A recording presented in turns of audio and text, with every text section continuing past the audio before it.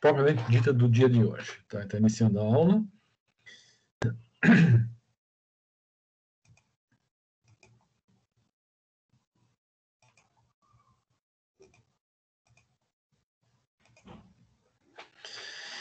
Muito bem.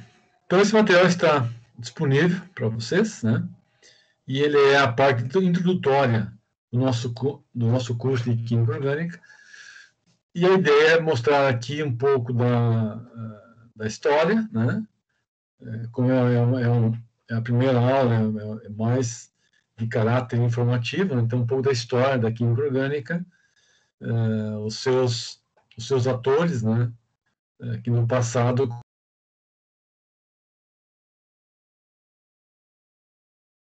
existem milhares de outras personagens, né? Que são também importantes, mas não dá para nomear todos.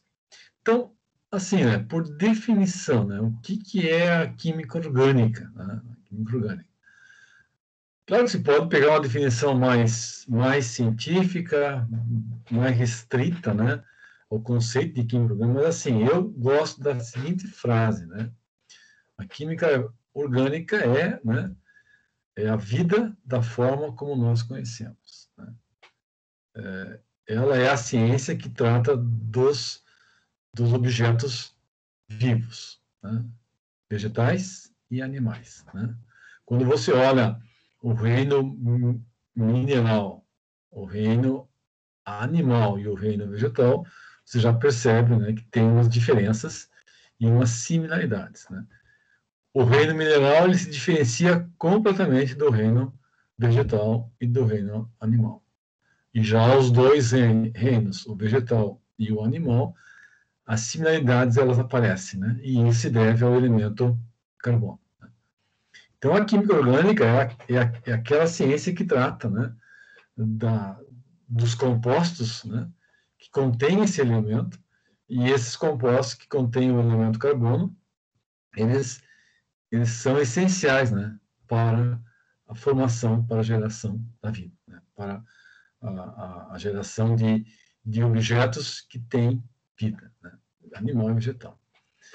Se nós olharmos aí do ponto de vista, então, dos artistas, né, das personagens, né, que contribuíram para o estado da arte atual da química orgânica, nós começamos com o primeiro, que deu, né, um sentido científico a essa ciência, né? Que antes do Lavoisier, nós tínhamos muito de uma alquimia, né, de uma coisa mágica, e ele não, ele conseguiu, né, traduzir aqueles fenômenos numa linguagem, e essa linguagem foi a fundamentação, foi a base, né, para o início da química orgânica moderna. Né? Então, é a famosa frase que vocês conhecem tão bem, né? Aqui está escrito, né, que na natureza nada é criado, né? Nada é perdido, e tudo é transformado. Né? Então, ele é o pai da química moderna, né? Tem algumas características dele aqui que é mencionado, né? Então, ele é o cara que descobriu a função do oxigênio na combustão, né? Que um dos primeiros a escrever um livro-texto de química orgânica com o Tratado de Química Elementar, e várias outras considerações em relação ao Lavoisier.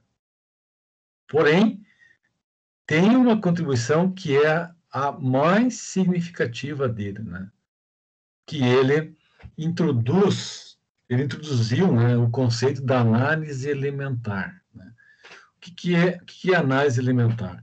É uma forma que nós temos de determinar o percentual dos elementos numa determinada amostra. Né? E aí, claro, ele entra, né, com a ideia da reação, a reação de combustão, que os materiais orgânicos, né, eles têm uma característica, e qual é? Eles queimam. Então, a queima é uma reação, é um fenômeno. E o fenômeno, então, é a transformação do material orgânico em dois gases elementares, ou duas moléculas elementares, gás carbônico e água. Então, na reação de combustão, o material orgânico queima. Ao queimar, ele reage com o oxigênio. E desta combinação química gera os dois gases, gás carbônico e água. Claro que a água aqui pode ser obtida na fase de vapor, na fase líquida, né? Mas, nesse caso aqui, vamos atribuir fase gasosa. E mais importante, né, desta transformação química, uma quantidade apreciável, né, formidável de energia. Então, um processo exotérmico que libera energia, e essa energia os seres vivos utilizam, né? Então, é isso que diferencia o material do reino mineral e do reino animal, né? E vegetal. Então, os seres vivos, eles utilizam a matéria orgânica para gerar energia. E essa energia é a energia que estava, digamos, disponível nos reagentes. Então, a matéria orgânica tem energia, é um estoque de energia. Ela é, na verdade, um container de energia. E essa energia, dependendo da reação, ela é liberada. Então, eu tenho uma energia disponível. É uma energia que está à disposição. Basta transformar a matéria orgânica nos correspondentes gás carbônico e água. Então, o que fez o Lavoisier? Ele estudou isso, né? Ele traz essa ideia de que os compostos orgânicos, o que é um composto orgânico, né? No conceito agora, é aquele material que queima, que gera gás carbônico, que gera água e uma quantidade formidável de energia. Então, todo composto orgânico tem que ter o quê? Carbono. Né? Mas nem todo composto que tem carbono é orgânico, tem que ter esse cuidado. Mas o composto orgânico tem que ter carbono. E desse processo de queima gera, então, gás carbônico e água. Então, aqui nasce uma ideia elementar em química, que é o calorímetro, que é um equipamento que mede, né, o fluxo de energia liberado. Então, na queima, vai produzir calor, vai produzir gás carbônico e água, né, e a partir daqui, então, ele criou, né, o conceito da análise elementar, que você pode determinar a composição química de qualquer amostra orgânica a partir da captura, né, desses fragmentos que são liberados da combustão. Então, por exemplo, libera água, libera o dióxido de carbono, amônia, o sulfídrico. Então, se nós tivermos filtros que possam captar a água, o gás carbônico, amônia ou sulfídrico ou outro, né? Então, se consegue determinar percentualmente quanto tem de cada elemento na amostra. Percentual. Então, tem uma massa inicial da amostra, essa massa se transforma, observa aqui, ó, se transforma, né? Então, você não vai perder, apenas vai transformar aquele material em outros. E a diferença de massa, quando você estimar para, digamos, para 100%, né? Então, se você escreve assim, em 100%, quanto que tem de carbono, quanto que tem de hidrogênio, quanto que tem de enxofre. Então, é a composição centesimal, ou análise elementar. Então, é a determinação percentual de cada elemento presente na amostra. Então, o Lavoisier, o que ele foi?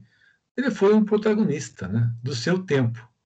O Lavoisier foi isso aqui, né? Ele foi o cara que iniciou essa coisa da química moderna. Tá? E um teste bem simples, que você detecta se um composto é orgânico ou não, é o teste da chama. Pega o material, e mesmo em casa, você pode pegar uma colherinha, uma ponta de uma faca, na ponta coloca um pouquinho de açúcar e aproxima de uma chama no fogão. Ela vai queimar. Agora, se você pegar, por exemplo, uma gotinha de óleo, vai queimar. Agora, se pegar uma pitada de sal e aproximar na chama, não queima. Apenas vai emitir uma cor. Né? Então, mostra que o teste da chama ele é muito prático para definir o que é um composto orgânico ou não. E aí, pessoal, vamos olhar assim, né? nós olhamos hoje em dia em sistema, em mídias, né? Compre tal composto porque ele é orgânico. Né? Este açúcar aqui é orgânico. O milho aqui é orgânico. A pergunta é, qual o milho que não é orgânico? Né? Qual o açúcar que não... Tudo é orgânico. Mas tem uma questão mercadológica, né? O orgânico, que eu entendo assim, aí é a ideia de que ele é produzido numa condição diferente, menos isso, menos aquilo. Então, é por isso que rotula como sendo orgânico. Mas, no fundo, tudo é orgânico. Então, o primeiro artista foi o Lavoisier. Mas existem outros indivíduos aqui que também contribuíram, né, para o estado atual, o estado da arte da química orgânica no presente momento. Então, nós vamos lembrar do Berzelius, nós vamos lembrar do Wöhler, e aí nós entramos na famosa teoria da força vital, né? Que foi uma expressão, né, cunhada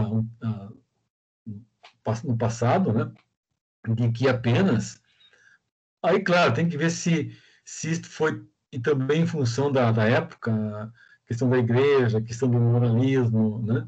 Então, se você se colocava contra a igreja, você era rotulado, e esse voto poderia eventualmente ter como consequências graves, até a pessoa ser morta, algo assim, né? Então, se criou esse termo do vitalismo, né? Que apenas os seres vivos seriam capazes de produzir substâncias, né, orgânicas, e aí essa força sobrenatural, essa força vital, ela só está presente ou nos animais ou nos vegetais. Então, a teoria da força vital. Isso foi cunhado, né, por Berzelius. Perceba que, nesse contexto histórico, né, aparece, então, o Wöhler. Um está sempre ligado ao outro, ou seja, tinha uns professores, o outro era aluno. Então, as coisas, observe que há uma evolução natural. Em 1807, Berzelius tem essa ideia do conceito de química orgânica preso a essa força sobrenatural. Né?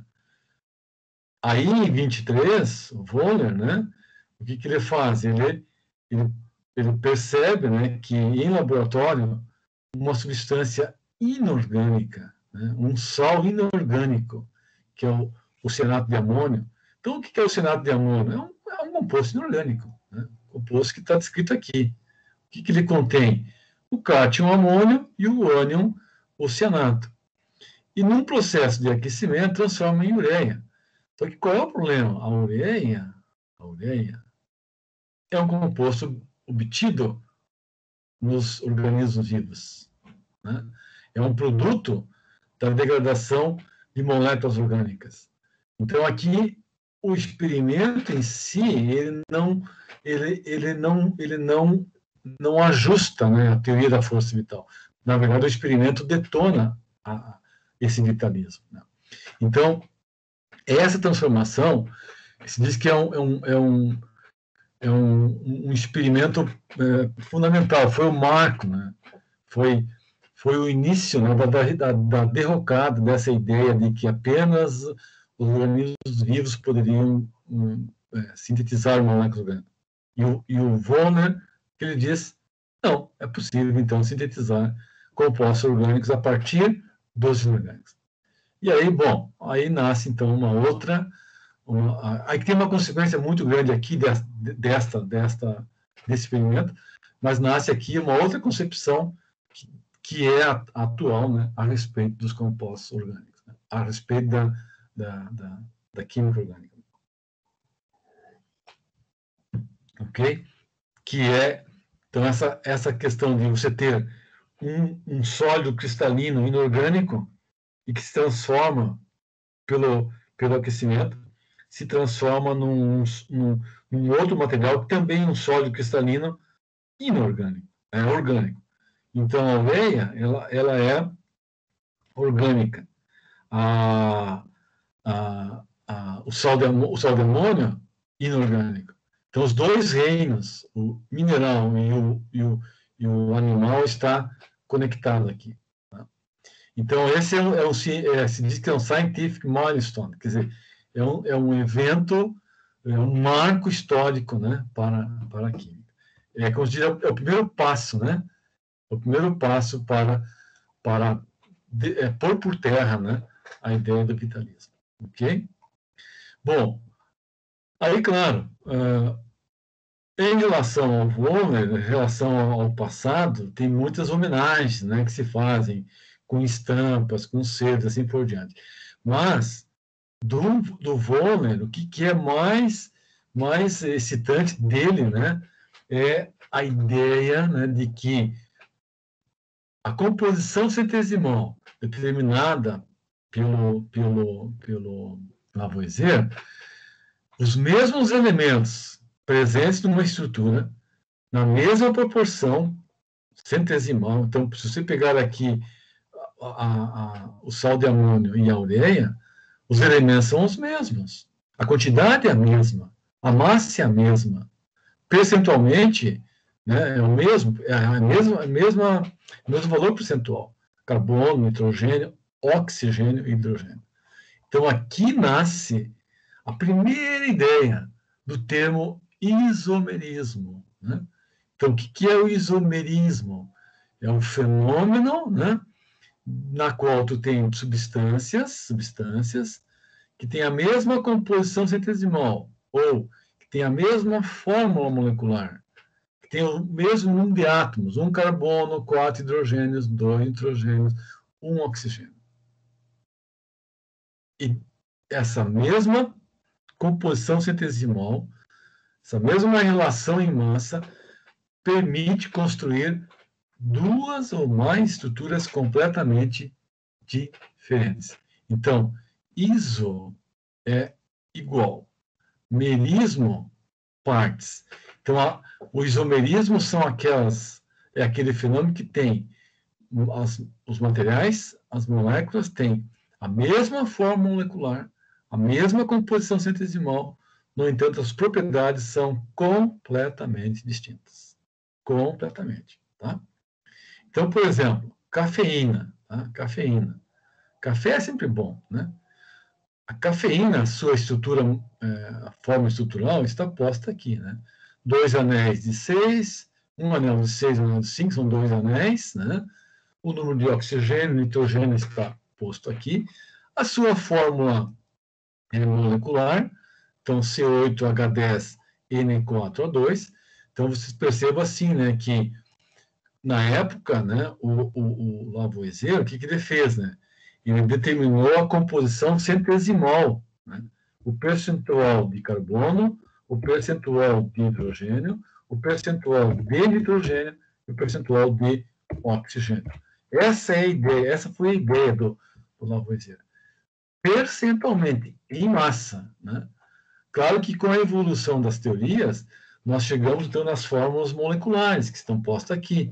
Então, essa massa de carbono, de hidrogênio, nitrogênio e oxigênio, depois foi transformada em valores ou numa razão de número inteiro de átomos.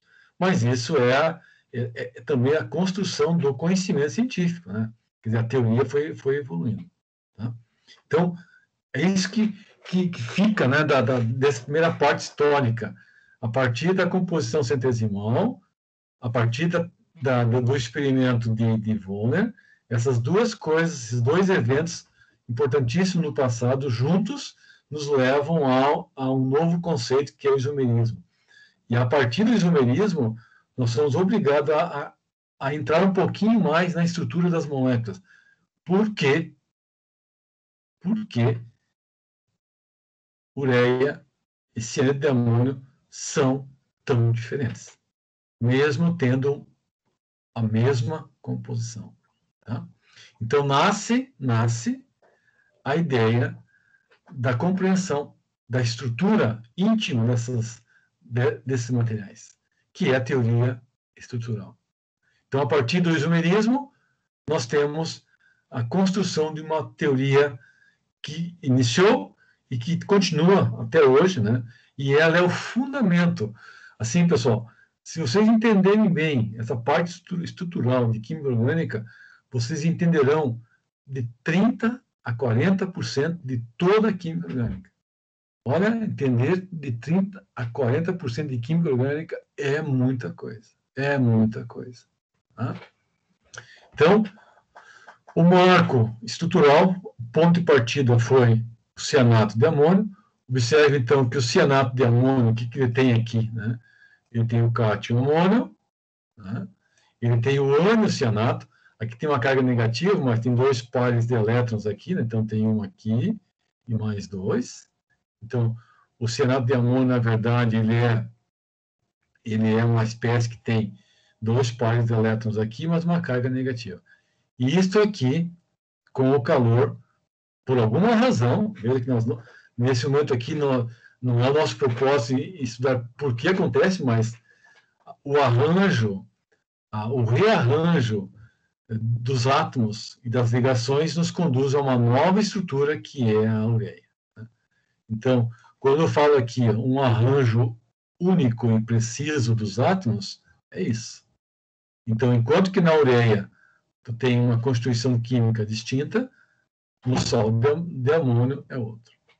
Então, esses caras, né, eles foram os protagonistas, né, para o início da teoria estrutural.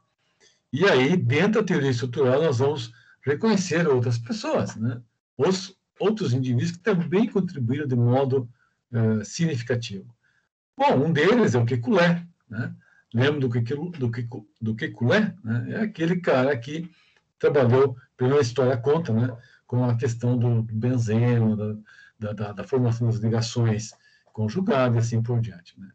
E se diz, né, que o Kekulé tinha uma capacidade, uma visão tridimensional bastante apurada. E talvez por isso, né, essa questão do benzeno fica tão como se diz, tão destacada. Né? Mas tem 2 outros, que é um escocês e um russo, o Cooper e o Butlerov, e esses também tiveram uma contribuição nessa parte de imaginar o número de ligações, né, que um determinado átomo realizaria. Né? Então, por exemplo, o carbono, né, 4 ligações. O silício, 4. O enxofre pode ter 6, né? Pode ter 5, pode ter 4. Então, a forma como as ligações e o número, aí depende de cada elemento. Né? Então, nós temos aqui um conceito da valência, né? A valência de cada átomo, ou seja, é o número de ligações que podem ser informadas. Então, por o carbono que nós conhecemos, é 4, e é sempre 4. Já o silício, o enxofre, pode ser 4, pode ser 5, pode ser 6. No enxofre pode ser 2, 3, 4, 5, 6. Então, observe o seguinte, só nessa brincadeirinha aqui, a platina pode ser 6 também, mas pode ser 4, pode ser 3. Notem uma coisa que eu quero deixar bem destacado aqui, né?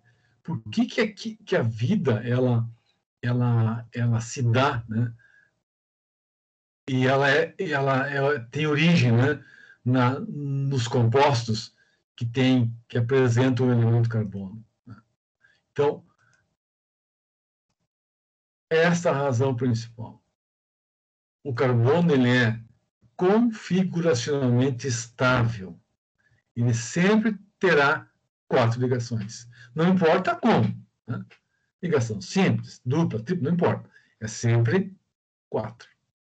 Então, a molécula orgânica que forma o indivíduo vegetal ou animal, ela contém como estrutura básica, como esqueleto básico, o carbono. E ele sempre será 4. Ele não terá 2 ligações, nem 3, nem 6 e nem 5. Então, se nós fôssemos à base de enxofre, nós poderíamos ter moléculas com 2 ligações no enxofre, com 3, com 4, com 5, com 6. Se fosse no silício, com 4, com 5, com 6.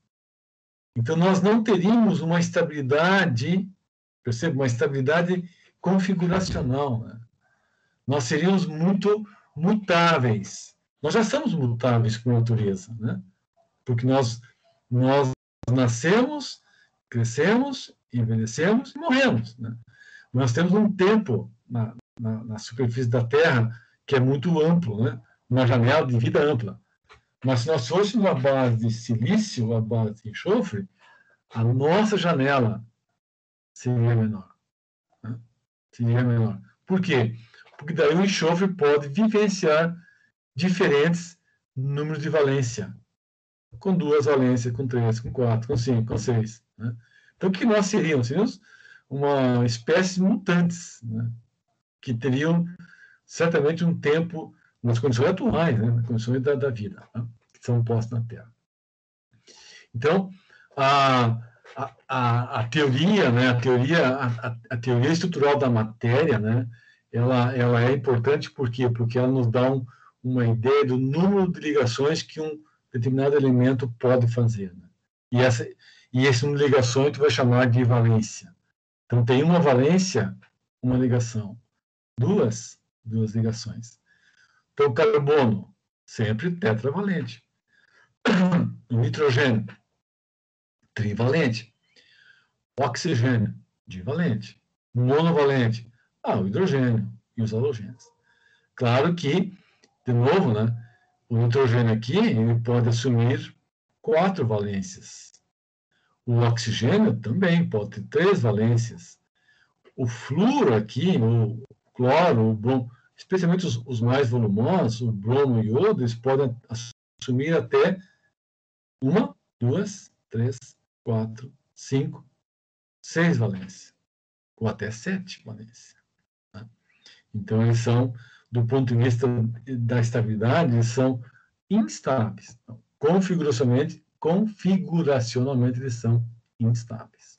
Ok? Bom, esta teoria, então, estrutural, ela vem evoluindo, ela foi evoluindo, né? E aí nós chegamos agora, nós passamos da era de 1800 para 1800 aqui e 7, 1823, aí nós chegamos na virada do século XVIII para o século XIX, né? Então, 1823, 1900, aí chegamos quase na virada do século XX, né? Então, de 1890, 1899, 1900, a virada do século passado. Né? Aí, na virada do século passado, as coisas começaram a ganhar um contorno mais e mais científico. Né? Então, surgem as teorias eletrônicas. Claro que aí surgem também, em paralelo, aqueles modelos atômicos, o modelo de Bohr, o modelo de Dalton, e assim por diante. Né? E aí também nascem as teorias do elétron como partícula-onda. Né? Então, aqui as contribuições. Em 16, a contribuição relevante do Lewis, né?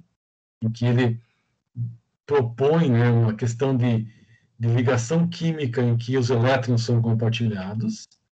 Mais tarde, o Pauling com a questão de ressonância. Então, são elementos, né, são ideias que foram postas no curso do tempo, que foram fortalecendo a questão da necessidade, né, da compreensão da teoria estrutural. Então, assim, né, essa parte histórica ela é importante por quê? Porque ela foi, digamos,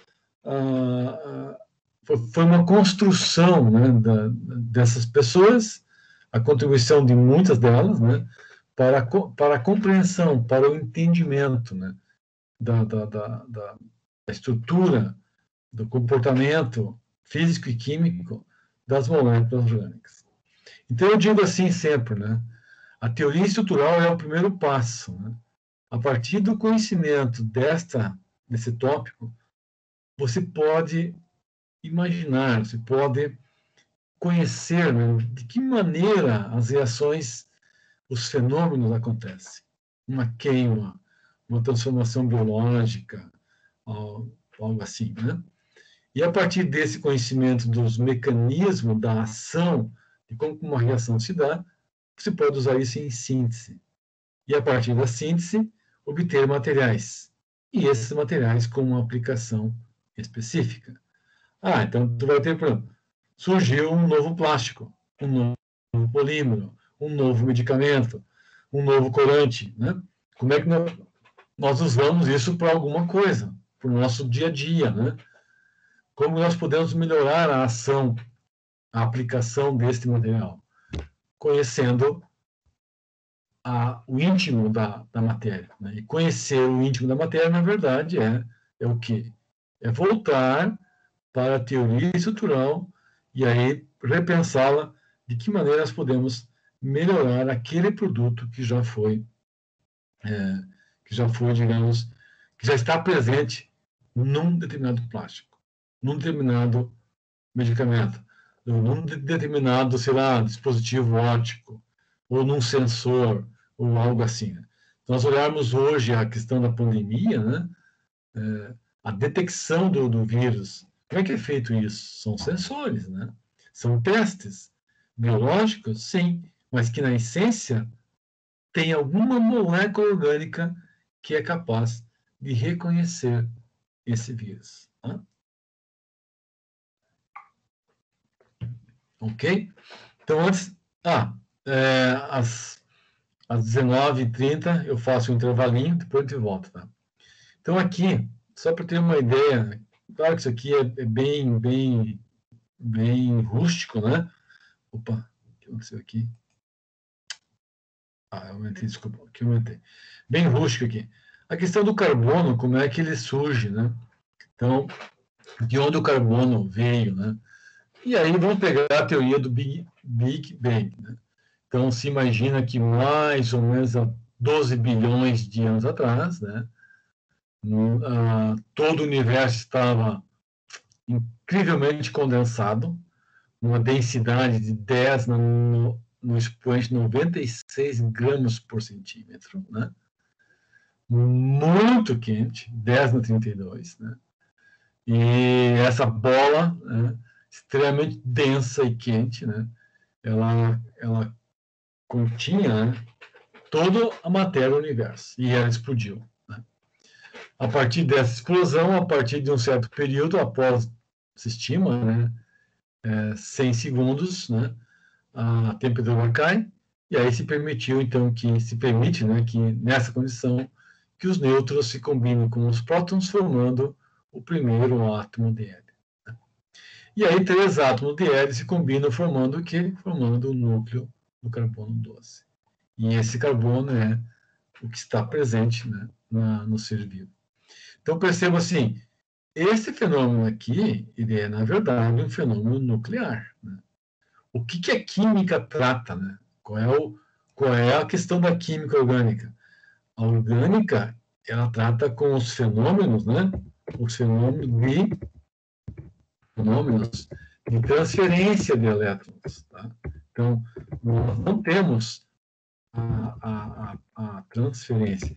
Nós não temos a preocupação de estudar os fenômenos nucleares. Né?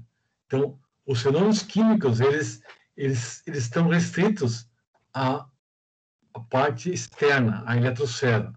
São os elétrons de um átomo, elétrons do outro, que são transferidos, que interagem. É disso que trata o conceito de química. Ok? Bom, vamos fazer um intervalinho, agora são 19h25, retornamos às 19h35, tá bem? Então, 10 minutinhos de intervalo, tomar um cafezinho, e aí eu paro de gravar aqui, depois eu reinicio.